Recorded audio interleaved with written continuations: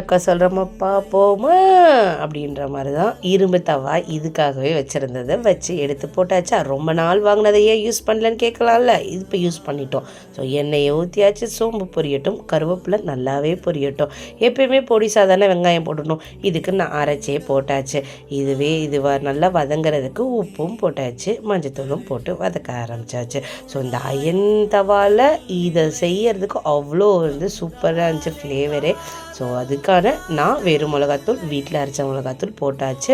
So அதையும் போட்டு நல்லா மிக்ஸ் பண்ணிக்கணும்.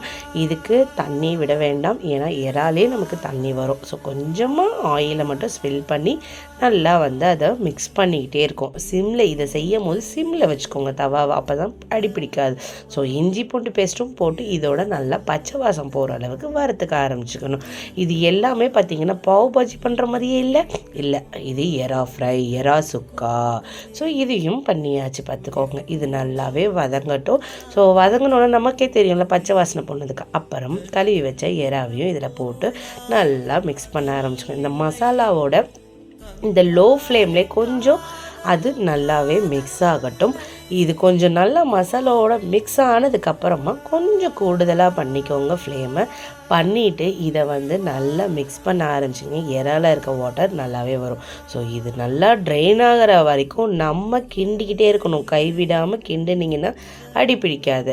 ஸோ இது நல்லாவே நல்லா அந்த தண்ணி எல்லாமே போனதுக்கப்புறம் நம்ம சுக்கா மசாலான்னு ஒன்று வச்சுருக்குறோம். இந்த சுக்கா மசாலா நான் ஸ்டாண்டர்டாக எல்லாத்துக்குமே மட்டன், சிக்கன் எல்லாத்துக்குமே வச்சுருப்பேன்.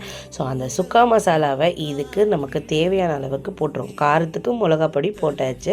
ஸோ இதுலேயுமே பெப்பரோடும் சேர்த்துருக்கனால இதுவும் செம்ம ஸ்பைஸியாக இருக்கும். ஸோ இது அடிப்பிடிக்காமல் இருக்க கொஞ்சம் எண்ணெயை ஊற்றி அதையும் நம்ம மிக்ஸ் பண்ண ஆரம்பிக்கிறோம். அது நல்லா ரோஸ்ட் ஆனதுக்கப்புறம் கொத்தமல்லியை போட்டு அந்த தவாலேயே அடுப்பு ஆஃப் பண்ணிட்டு வச்சிங்கன்னா அந்த அயன் தவாவில் இருக்கக்கூடிய அந்த ஒரு ஃப்ளேவர் அதில் இறங்கி ரொம்ப ரோஸ்ட் ஆன மாதிரி சூப்பராக ஆகிடும். ஸோ இப்படி தான் செம்ம டேஸ்ட்டாக நிஜமாகவே ஹோட்டலில் நீங்கள் போய் ஆர்டர் பண்ணாலும் இந்த அளவுக்கு டேஸ்ட்டு கிடைக்குமா தெரியல. இது எல்லாருமே ட்ரை பண்ணி பாருங்கள். ட்ரை பண்ணிவிட்டு நிஜமாகவே உங்களுக்கு சூப்பராக வந்துச்சான்றதை சொல்லுங்கள்.